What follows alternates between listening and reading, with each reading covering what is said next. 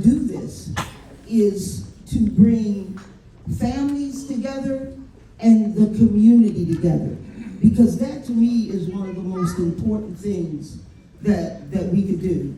Family is important, and it's important that we come together and celebrate one another, and it's very important when your child is involved. It's important that you give them that credit, that boost to say that, hey, you're important to me. Yes, you may be my son. Yes, you may be my daughter. But, I really want to validate what you're doing and how you're doing. And I want to keep you on that path. Because as we all know, today, it's really rough out there. It's rough out there for our young people. It's rough out there for me and us older people. But, I worry about the future of our young folks.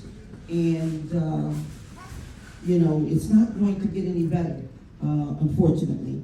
So anything that we can do, to help them stay on a path that's positive and is going to generate their ability to be an important part of the community, I think we all need to be involved in that. And that's one of the things that the boxing program does, is to stay involved and push kids onward and upward. The reason being is that he's one of the kids that I raised out of Rochester, New York. And I raised a lot of kids. I have people always asking me, yeah, coach, how many kids you got? I said, hold on a minute. At present, I got about 1,500. And they said, no. We want to know how many kids you have. I said, I just told you. They said, there's no way you could have had that many kids. Oh, I said, no, I didn't physically have them. But you don't have to physically have a child to raise a child. That's right. And I've been raising kids for a long time. And I've been blessed that some of my kids have come out and done some wonderful things in life and have gone on and progressed and, are giving back to the community, are contributing to the community. And this young man is one of those individuals. One that, I was pleased to be involved in his life and to help him move towards being a positive and productive individual in society. So I would like to introduce to you Coach Stephen Stokes. He was also, is that a sergeant? Staff sergeant, okay, excuse me. Staff sergeant in the United States Marines, so he's a veteran. He's also the owner and head coach of Stokeshouse Academy in Stockton, California. So he got on a plane, him and his whole family, and came all the way from Stockton just to be with everybody here and to pass on a little wisdom and knowledge. So that in and of itself means a great deal. So without further ado, I'm going to have Mr. Stokes come up and... Before I do anything, I'd like to say alhamdulillah for this opportunity, for being here. Tonight I'm going to share a small piece of my journey with a room full of athletes, people that I know and people that I don't know.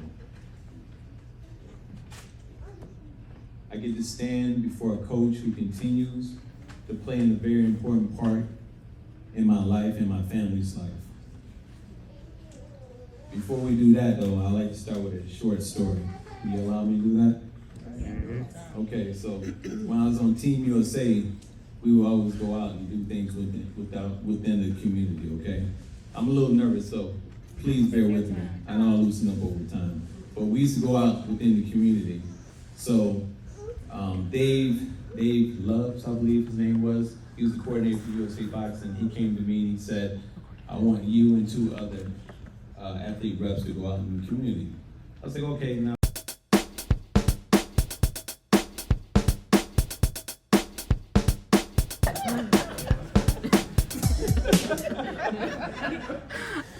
Sorry, that's a little bit of my dark humor for you guys. Now that I got you guys' attention, let's start off, all right? Let's get into it. All right. War ready. Are you ready for the biggest war of your existence? The definition of war is a state of armed conflict between different nations or states or different groups. If you ask me, the definition of war should be a state of armed conflict between different nations or states, different groups, or within yourself. So ask yourself again, are you war ready?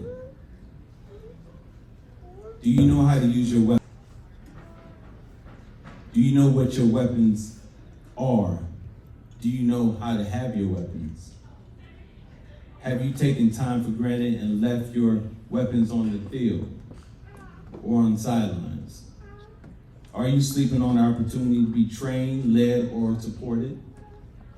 Do you know that you can win? Have you forfeited and given up your opportunity to be built into a warrior? Can you fight through the challenges that will make you great? I know what the definition reads, but in my 49 years of living, I am coming to learn that going to Iraq twice ain't got nothing on the wars that I fought within my own personal life. So I ask you again, are you war ready? Let me give you a quick backstory of who Stephen Stokes is. I'm a product of a young mother. My mother, Brenda Clark, peace be upon her. She gave birth to me at the age of 15 years of age. Being that she could not take care of me, I was raised by my great-grandparents. And during that time, I was born in New York, and during that time, I was shipped to North Carolina. I was raised in North Carolina at age, from birth to the age of 5 years of age, until my great-grandparents could no longer do that anymore. My great-grandmother, rest in peace, she died of leukemia. So then my grandmother came down from Rochester, and she took care of me, okay? So I was raised with my grandparents up until the age of 9, until my grandfather passed, and then it was just me and my grandmother. I am 49 years old, and I've never met my biological father. Don't even know who he is. I still struggle with that. It's a battle. Some days I feel victorious, and other days I feel defeated. I was raised by a strong, very strict, faith-driven grandmother. She was so strict, girls would be afraid to call her house. So for example, ring, ring.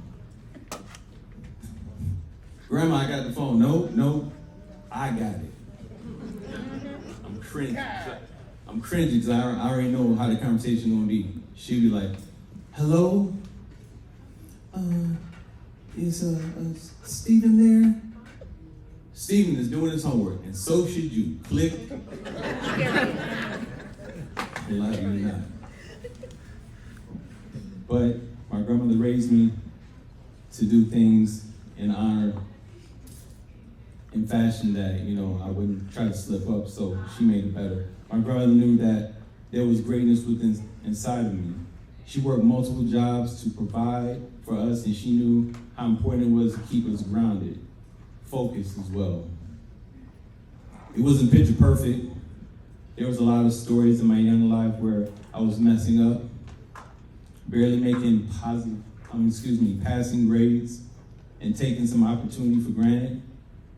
She always believed in me and knew how to light a fire in my soul.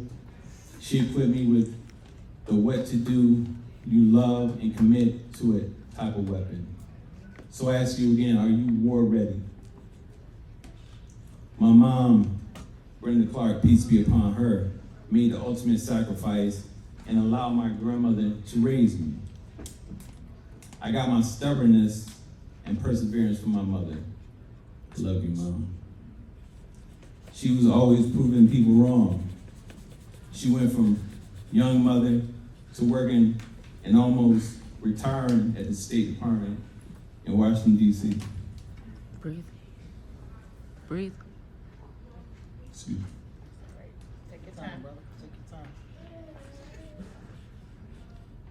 Ma here. She was proving people wrong until the day she left.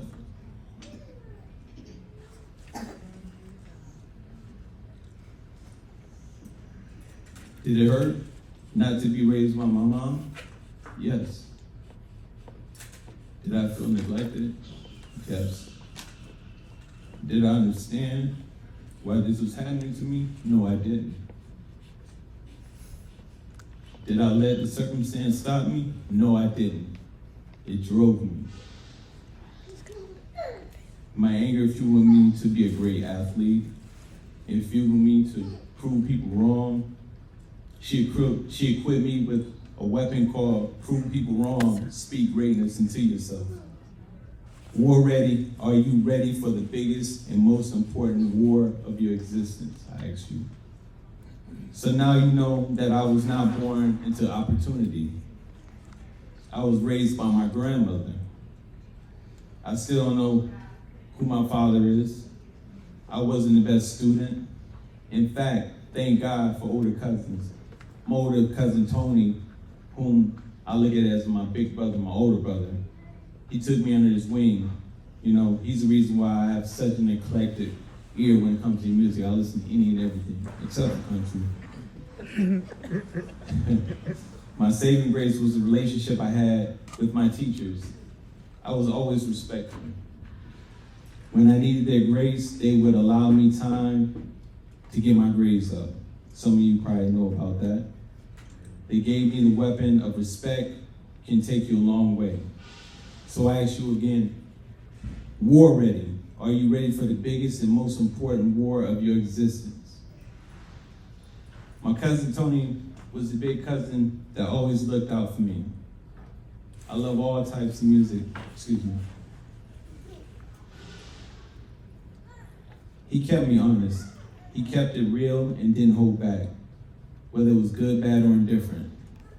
I remember there was a time when my great aunt, Irene, who works in education, the aunt that gives you books for gifts. If you have somebody in education, you knew the type.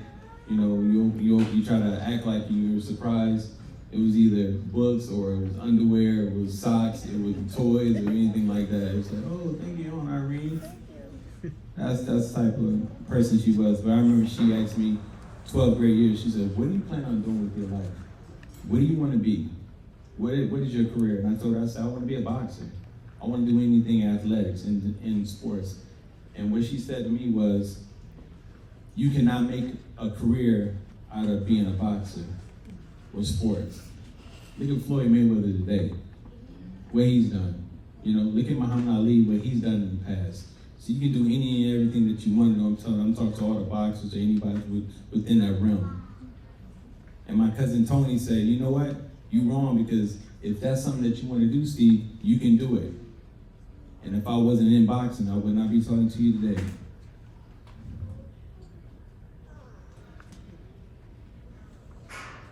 He equipped me to believe in you. I support you type of weapon. Okay? So I'm going to tell you a quick story on how I started boxing. Those of you that are from Rochester, New York, are you guys familiar with Charles Killer Cruz? Everybody knows who Charles Killer Cruz is if you're from Rochester, New York. He was a guy that was very well known, and he happened to be one of my best friends that was in my homeroom in junior high school. When I say, if I could paint a picture for you, Charles looked like a bulldog. He was short, stocky, protruding jaw, underbite, looked like a bulldog, and could fight.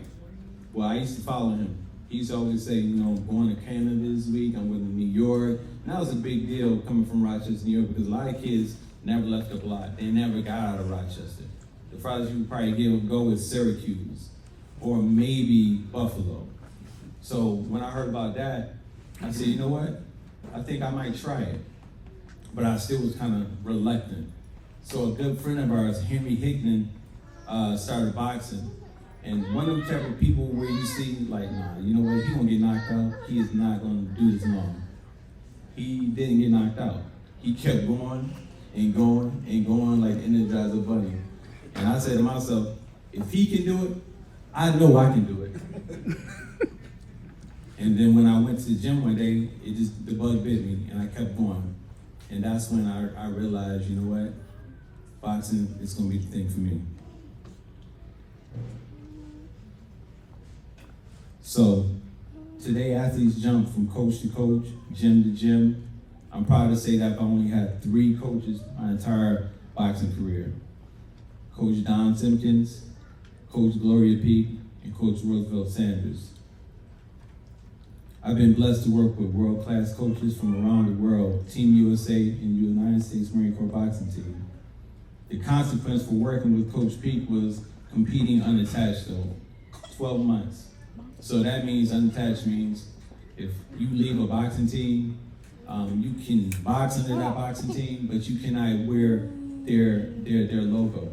So for example, I could wear the colors, but I could not have the name on my back.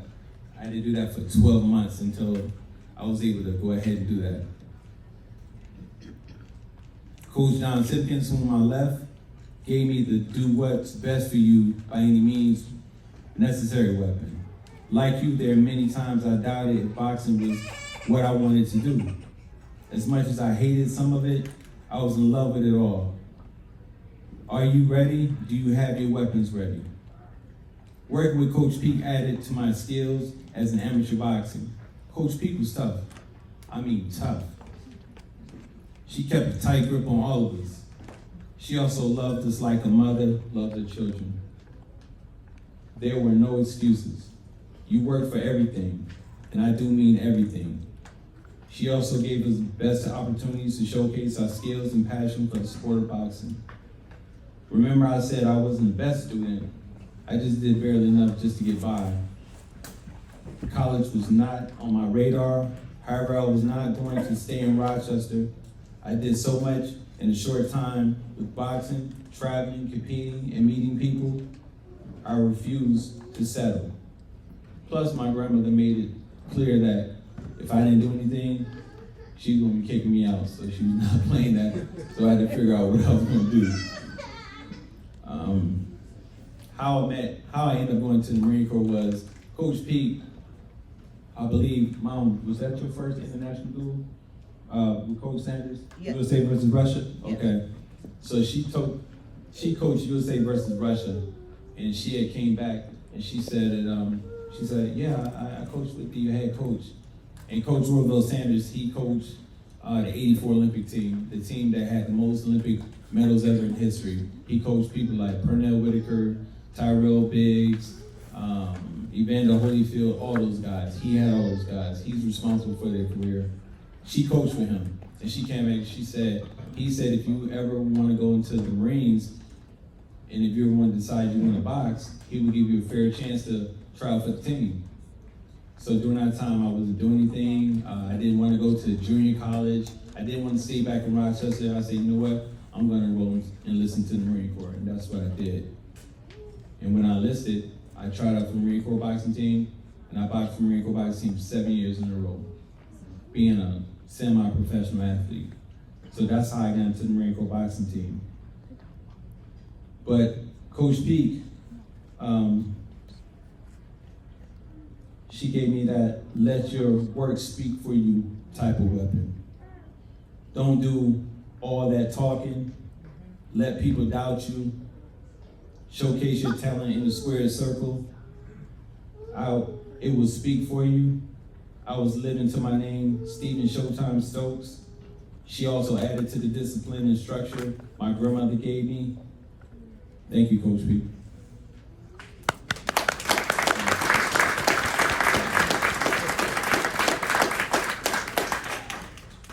I'll say it again.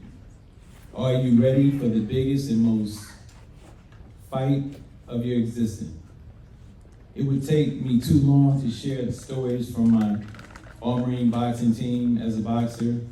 All I can say is I have no regrets. I did what I loved. My love, commitment, and work ethic in the sport of boxing earned me all-Marine championship 7 times. You know, I fought in Olympic trials, and I was inducted in the inaugural All-Marine Boxing Hall of Fame in 2016.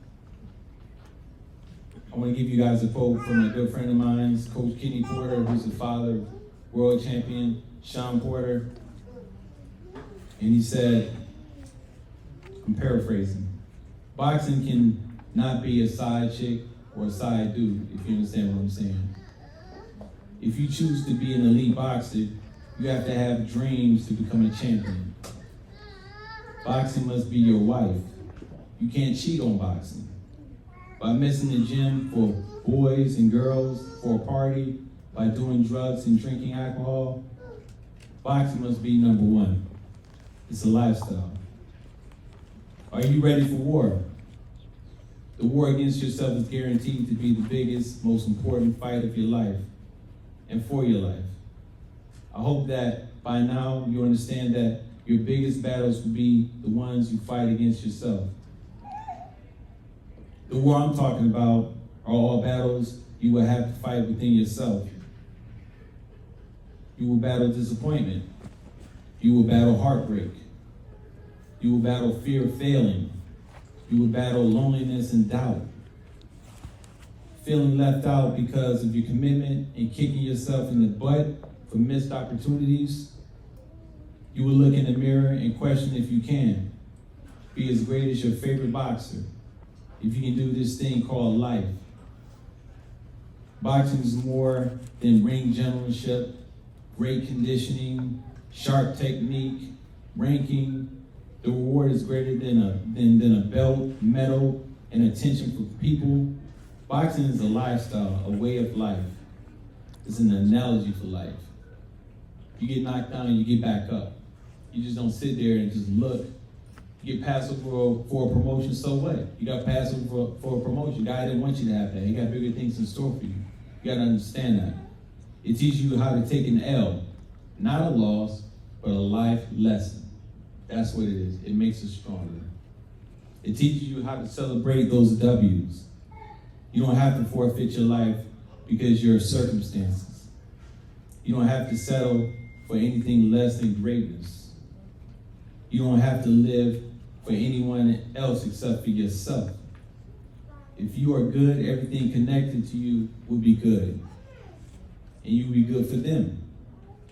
As I reflect on my life, I realize that you can be an average student in high school, but then turn around and earn 2 master's degrees with a 4.0 GPA. Yeah, I did that. That was a terrible student. I earned that. I hated school, for real. I'm telling you, you can go ahead and you can turn yourself around. You can do it. It's never, you can. It all starts here. You can experience a divorce and then marry the woman of your dreams and live a great life. Yes, you can, baby. I love it. You can be a father to your children even though you don't know yours. You, me, we deserve happiness and peace in our life's journey. I'm a proud husband, proud father of 5 amazing human beings. I made mistakes along the way. But one thing I know, I'm a great father. I know that for a fact. I'm a great father. Shout out to my son, Stephen 2.0. My oldest son, who's 25, who's doing this thing as an artist. DJ Stokes, Sterling Stokes, Diesel Stokes, my young future champion, and my warrior princess, Atiana. I love you, baby.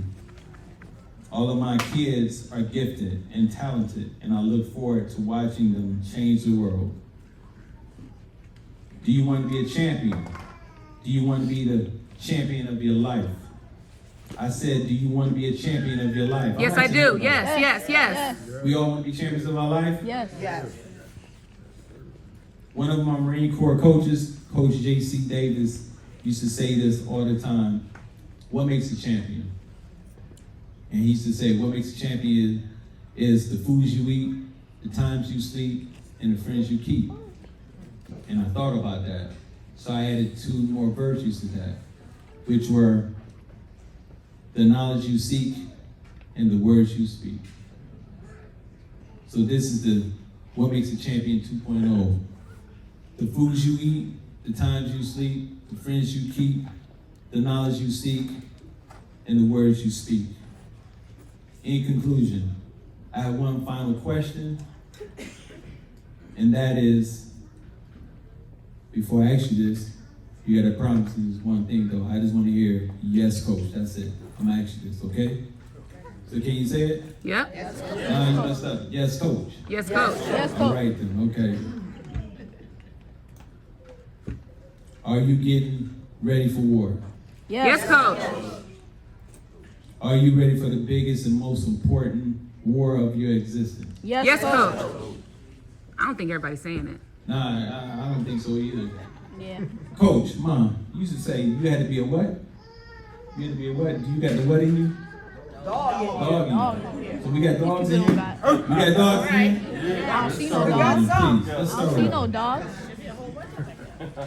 WBC, let me hear it. Bart, I don't hear no Bart. Y'all chihuahuas? Alright. Y'all chihuahuas?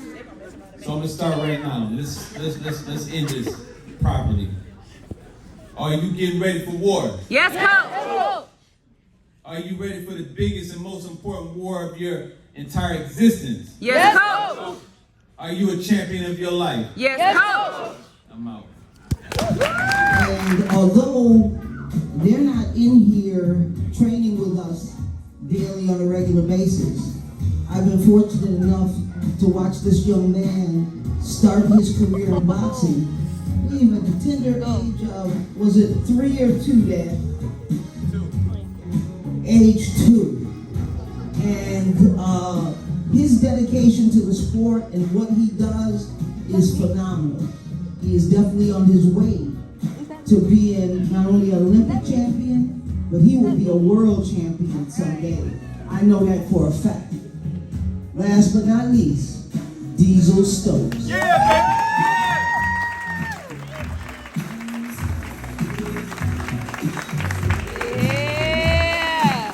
That's my baby! Woo!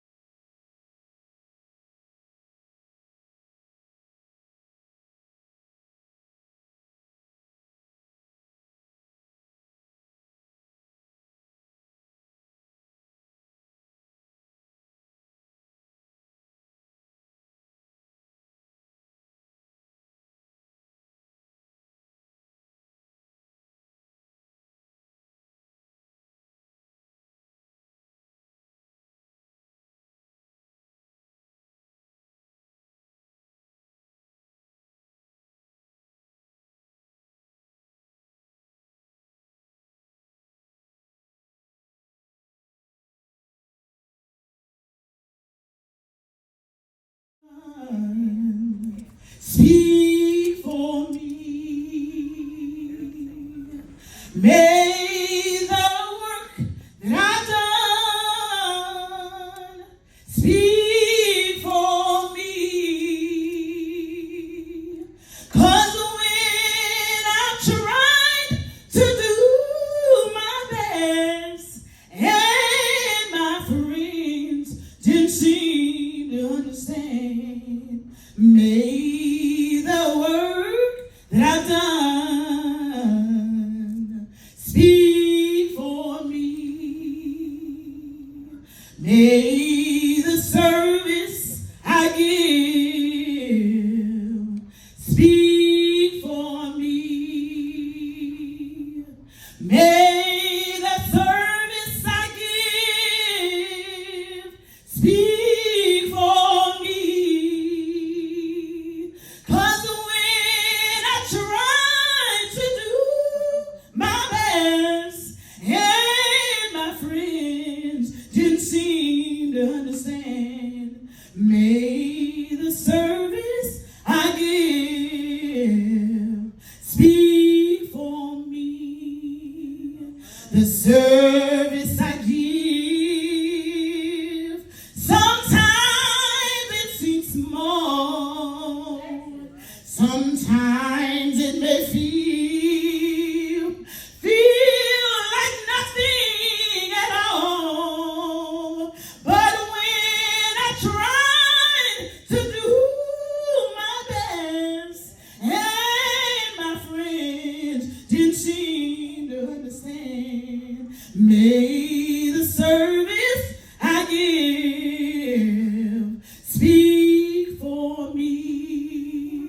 May the life that I live speak for me.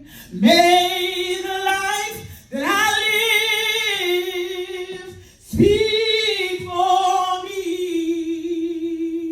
'Cause when I go before my Maker, I want to hear him say, well done, well done, well done, well done. So may the life that I live speak for me. May the life that I live, may it speak for me. 'Cause when I go before my Maker, I want to hear him say, well done, well done, well done.